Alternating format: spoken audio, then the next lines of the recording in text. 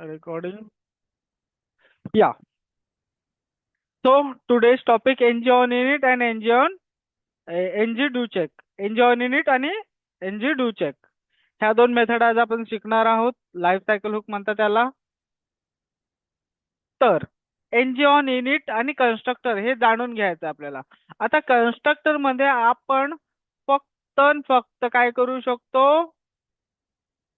डिपेंडेन्सीज inject करू शकतो.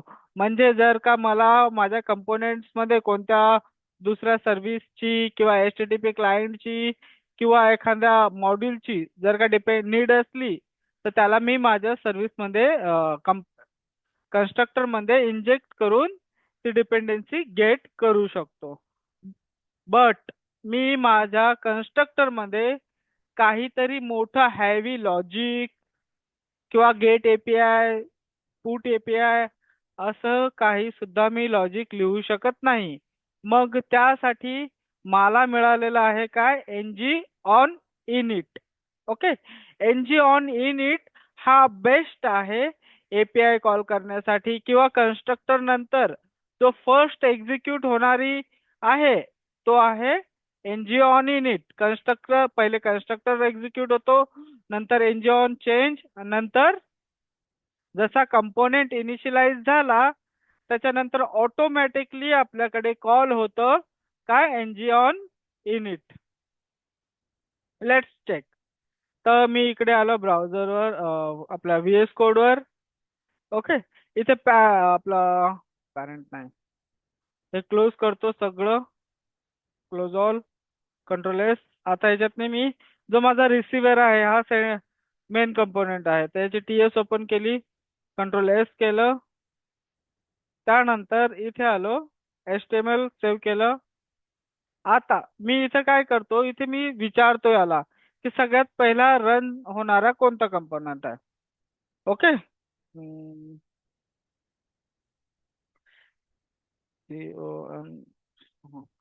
Console dot log. Okay, आणि इथे लिहितो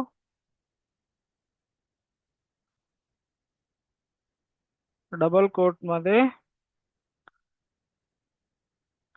after constructor NG on init called. But हा कोणता कॉल्ड होतोय? In receive data components. Control S, alt tab. बघा आता कन्सोल लॉग मध्ये आपण जाऊन चेक करूया. हा, इथे बघा आता कुठे झाला, हे बघा पहिला कोणता कन्स्ट्रक्टर कॉल झाला, त्यानंतर चाइल्डचा कन्स्ट्रक्टर कॉल झाला, नंतर कोणता? एनजी ऑन इनिट कॉल झाला.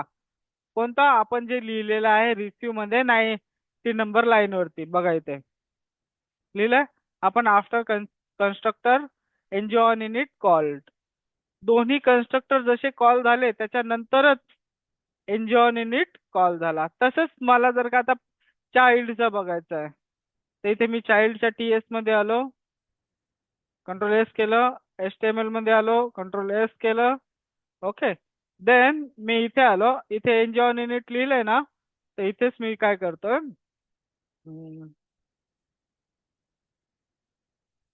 Console dot log.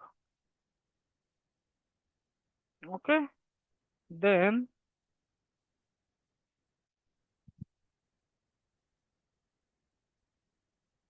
सेमीकॉलन आणि इथे लिहितो मी after constructor called send data, control S, alt tab. आता बघा कॉल झाला इथे ऑटोमॅटिक. जसे कन्स्ट्रक्टर कॉल झाला तसाच माझा इथे एनजी ऑन इनिट कॉल झाला. बट कधी? जेव्हा कंपोनेंट लोड झाला, इनिशियलाइज झाला, कन्स्ट्रक्टर कॉल झाला, त्याच्यानंतर माझा एनजी ऑन इनिट एक्झिक्यूट झाला. After that NG on change execute झाला. हा एनजी ऑन चेंज कन्स्ट्रक्टर नंतरच एक्झिक्यूट होईल, बट आपण इथे टायमर टाकलाय ना, टायमर मुळे तो खाली गेला. क्लिअर? याच्यातनी काही डाऊट नाही तुम्हाला? एनजी ऑन इनिट चांगल्या प्रकारे समजलं असेल. त्यानंतर आपण बघणार आहोत NG on do check. NG do check. हा. NG NG do check. चला आता आपण आपल्या पेजवर आलो.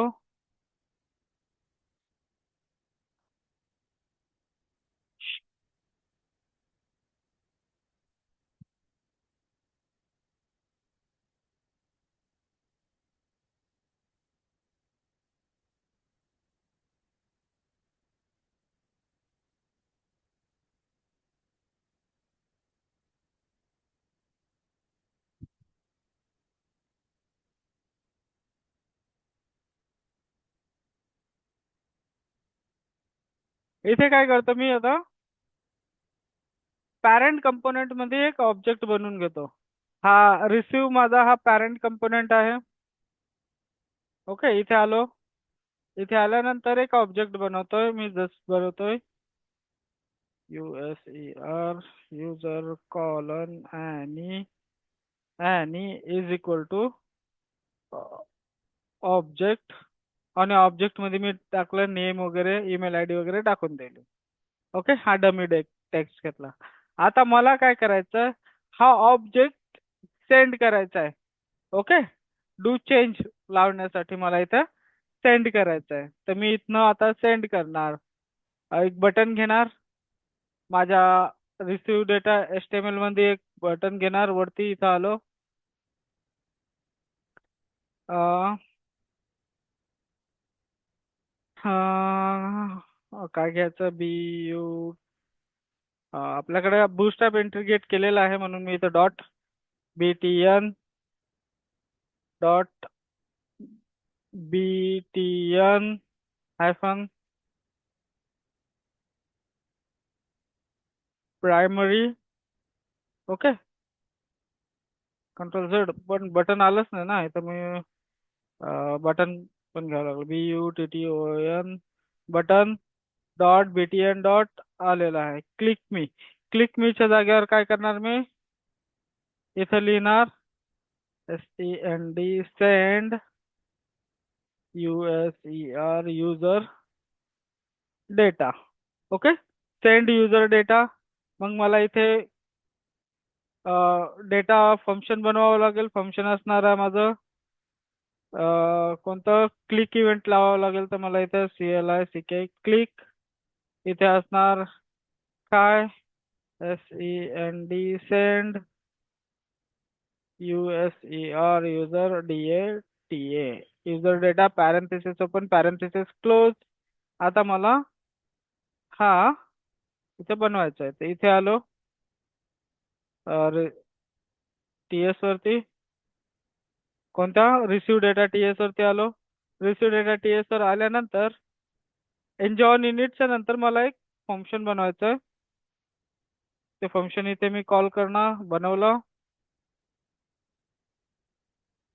आणि याच्या आतमध्ये एंटर केलं. याच्या आतमध्ये मला काय करायचं आहे, डेटा सेंड करायचा आहे. तर डेटा सेंड करण्यासाठी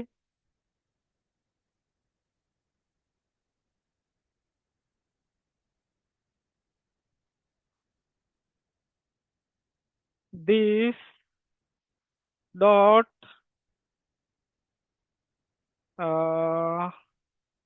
user is equal to curly braces. आणि याच्या आतमध्ये नाव वरती आपण काय दिलंय, जॉन ड्यू दिलं ना, त्याच्यात मी डेटा चेंज करून पाठवतो, जॉन स्मिथ. आणि काय, ईमेल आयडी काहीतरी टाकून देऊ, एज वगैरे आणि ईमेल आयडी टाकलं मी, जाणे. Ctrl+S. ओके, देन मला आता हा डेटा चाइल्ड मध्ये इम्पोर्ट पण करावा लागेल.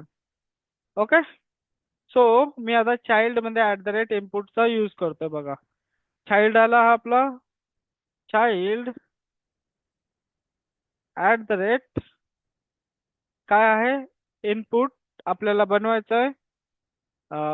चाइल्ड मध्ये इथं बनवतो परत एक इनपुट बनवतो, INPUT इनपुट कॉलन युजर. आणि युजर मध्ये इथे काहीतरी डेटा टाकून दिला आणि एंटर करून हा ऑब्जेक्ट बंद करून टाकला. Control S. बट मला इथे सांगावं लागेल की माझा हा डेटा कोणता असणार आहे. तिथे मी डायरेक्ट सांगतोय. हा काय असणार आहे, स्ट्रिंग असणार आहे टी. हा डेटा स्ट्रिंग असणार आहे.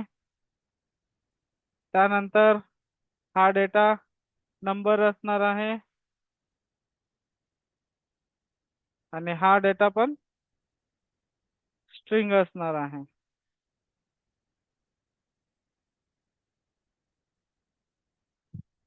हा एरर देत आहे तर इथे मी आणि घेतलं.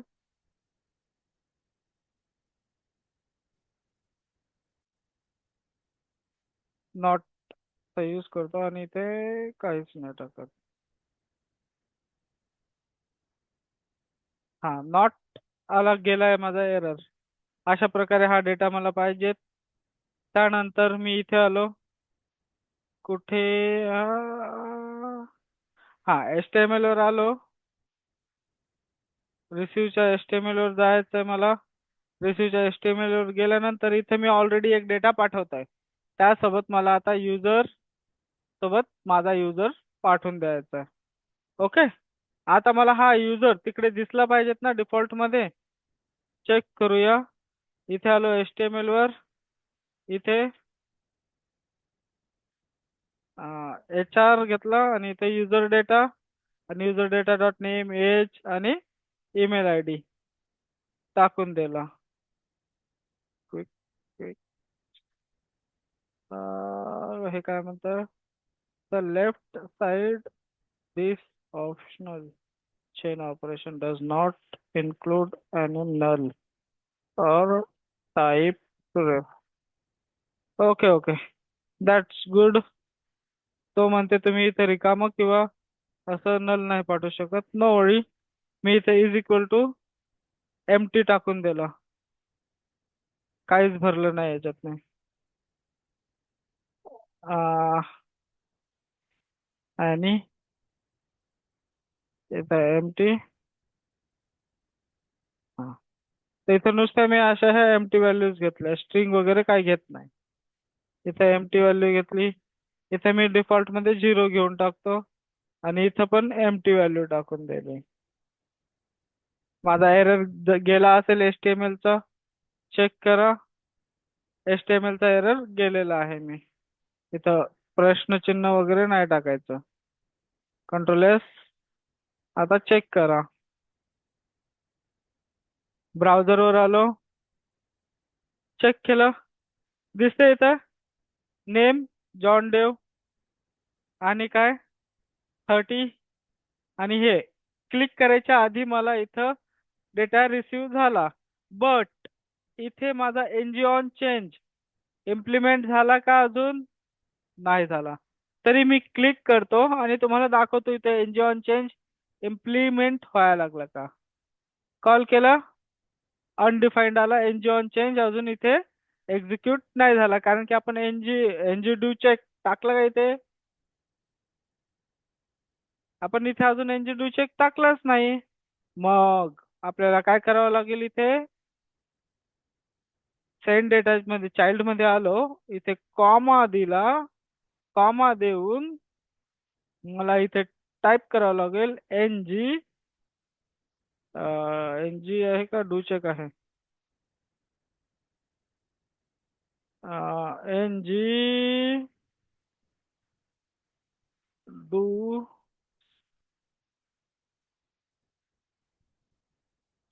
हा डू चेक आणि इम्प्लिमेंट करून घेतो. मी इथे क्लिक करून quick fix implement do check खाली आलं बघा. इथे डू चेक आलं.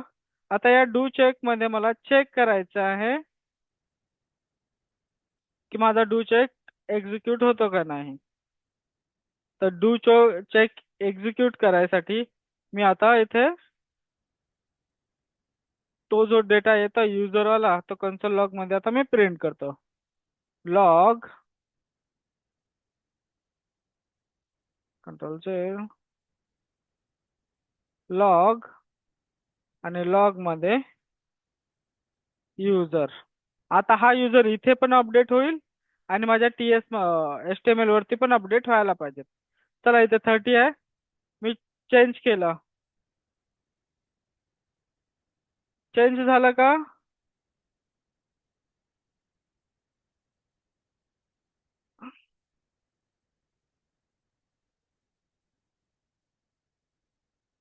काय बघा इथं आफ्टर डू चे कॉल झाला. डू चेक कॉल झाला का इथे? डू चेक कॉल झाला. एज काय आली? पहिले काय आली? John due.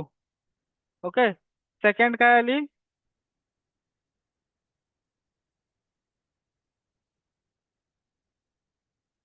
जॉन ड्यू आणि हे. बट आपल्याला पाठवायची कोणती होती? सेंड बटनावरती इथे आलं मी. रिसीव मध्ये मला जॉन स्मिथ आलं पाहिजेत ना तिथे.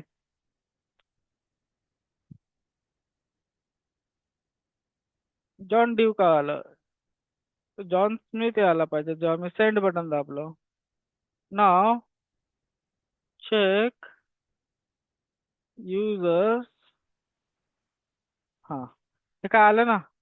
John Smith, current value John Smith, इथं प्रिव्हियस व्हॅल्यू आणि इथं नेक्स्ट व्हॅल्यू.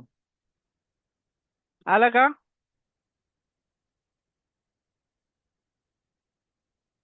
बट इथं अपडेट का नाही झालं? तर इथं अपडेट करण्यासाठी मला काय करावं लागेल?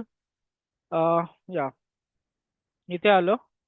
इथं अपडेट करण्यासाठी डू चेक मध्ये user is equal to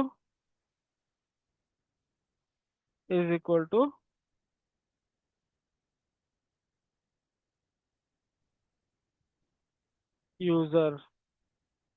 okay. User is equal to user केलं.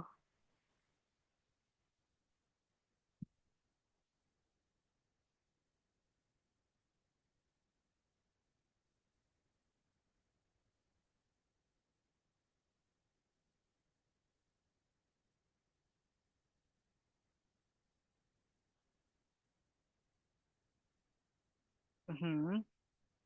इथे मला काहीतरी इफ एल्स लावावंच लागेल तेव्हाच हा कॉल होईल. सो मी काय करतोय, रिमूव्ह करतो. इथे लावतोय इफ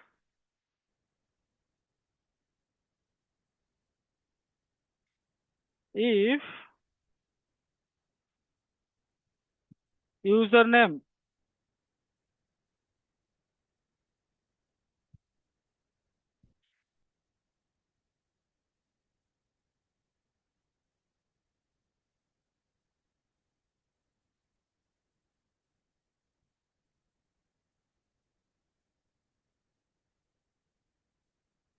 हा युजर नेम आणि एज वगैरे सगळं बघेल, फिल असेल तरच तो डू चेक कॉल करणार.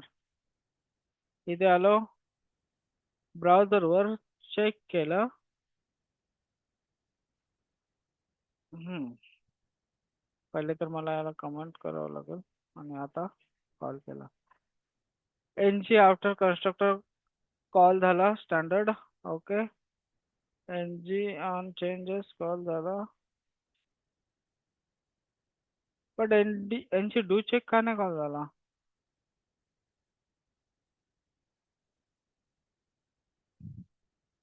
हे बघा, NG after do check call आणि इथे डेटा सगळा इमिट झाल्यावर कॉल केला.